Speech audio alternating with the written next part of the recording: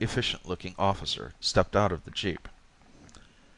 From the star on either shoulder, Michaels knew he was a brigadier general. "You can't block this road," the general said.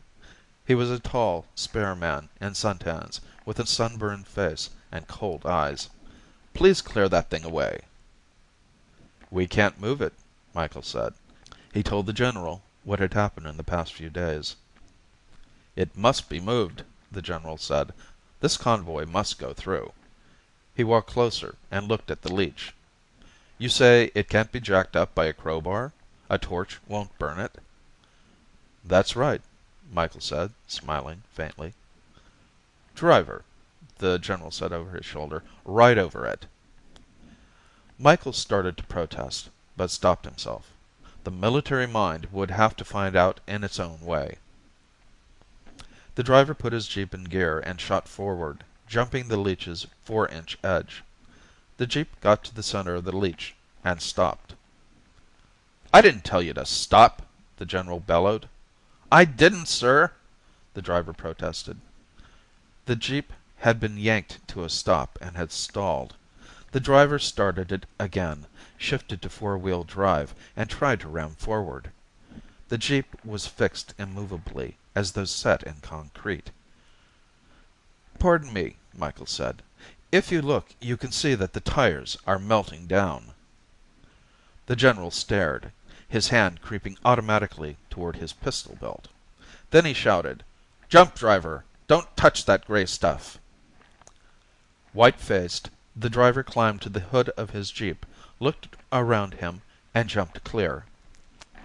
There was complete silence as everyone watched the jeep. First its tires melted down, and then the rims. The body, resting on the gray surface, melted too. The Ariel was the last to go.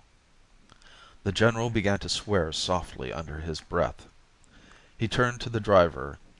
"Go back and have some men bring up hand grenades and dynamite." The driver ran back to the convoy. "I don't know what you've got here," the general said, "but it's not going to stop a U.S. Army convoy." Michaels wasn't so sure. The Leech was nearly awake now, and its body was calling for more and more food. It dissolved the soil under it at a furious rate, filling it in with its own body, flowing outward. A large object landed on it, and that became food also. Then, suddenly, a burst of energy against its surface, and then another, and another. It consumed them gratefully, converting them into mass. Little metal pellets struck it, and their kinetic energy was absorbed, their mass converted. More explosions took place, helping to fill the starving cells. It began to sense things. Controlled combustion around it, vibrations of wind, mass movements. There was another, greater explosion, a taste of real food. Greedily it ate, growing faster. It waited anxiously for more explosions, while its cells screamed for food. But no more came. It continued to feed on the soil and on the sun's energy. Night came, noticeable for its lesser energy possibilities, and then more days and nights. Vibrating objects continued to move around it. It ate, and grew, and flowed. Michael stood on a little hill, watching the dissolution of his house. The Leech was several hundred yards across now, lapping at his front porch. Goodbye, home, Michaels thought, remembering the 10 summers he had spent there. The porch collapsed into the body of the Leech. Bit by bit, the house crumpled. The Leech looked like a field of lava now, a blasted spot on the green earth. "Pardon me, sir," a soldier said, coming up behind him. "General O'Donnell would like to see you." "Right," Michaels said, and took his last look at the house. He followed the soldier through the barbed wire that had been set up in a half-mile circle around the Leech. A company of soldiers was on guard around it, keeping back the reporters and the hundreds of curious people who had flocked to the scene. Michaels wondered why he was still allowed inside. Probably, he decided, because most of this was taking place on his land. The soldier brought him to a tent. Michael stooped and went in. General O'Donnell, still in his suntans, was seated at a small desk. He motioned Michaels to a chair. "I've been put in charge of getting rid of this Leech," he said to Michaels. Michaels nodded, not commenting on the advisability of giving a soldier a scientist's job. "You're a professor, aren't you?" "Yes, anthropology." "Good. Smoke?" The general lighted Michael's cigarette. "I'd like you to stay around here in an advisory capacity. You were one of the first to see this Leech. I'd appreciate your observations on," he smiled, "the enemy." "I'd be glad to," Michaels said. "However, I think this is more in the line of a physicist or a biochemist." "I don't want this place cluttered with scientists," General O'Donnell said, frowning at the tip of his cigarette. "Don't get me wrong, I have the greatest appreciation for science. I am, if I do say so, a scientific soldier. I'm always interested in the latest weapons. You can't fight any kind of war any more without science." O'Donnell's sunburned face grew firm. "But I can't have a team of longhairs poking around this thing for the next month, holding me up. My job is to destroy it, by any means in my power, and at once. I am going to do just that." "I don't think you'll find it that easy," Michaels said. "That's what I want you for," O'Donnell said. "Tell me why, and I'll figure out a way of doing it."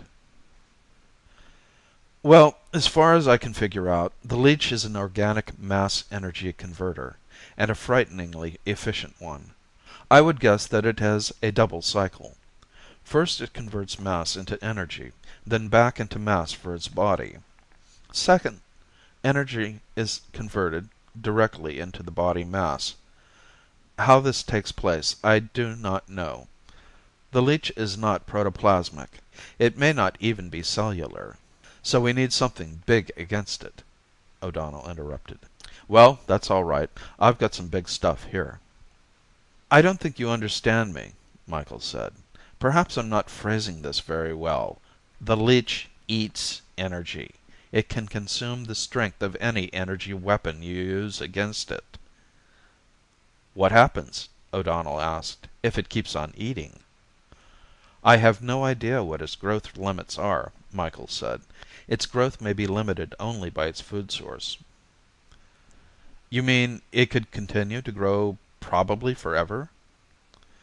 "It could possibly grow as long as it had something to feed on."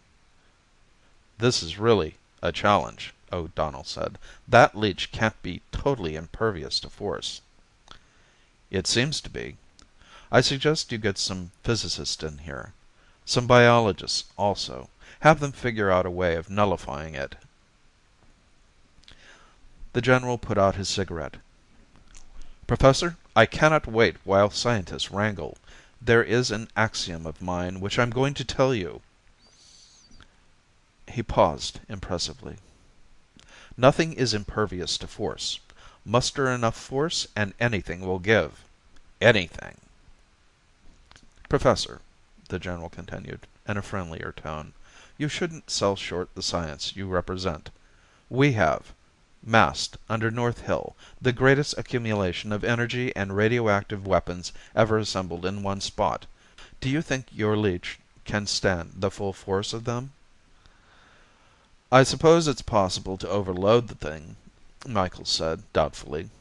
He realized now why the general wanted him around. He supplied the trappings of science without the authority to override O'Donnell. "Come with me," General O'Donnell said cheerfully, getting up and holding back a flap of the tent. "We're going to crack that Leech in half." After a long wait, rich food started to come again, piped into one side of it. First there was only a little, and then more and more. Radiations, vibrations, explosions, solids, liquids, an amazing variety of edibles. It accepted them all. But the food was coming too slowly for the starving cells, for new cells were constantly adding their demands to the rest. The ever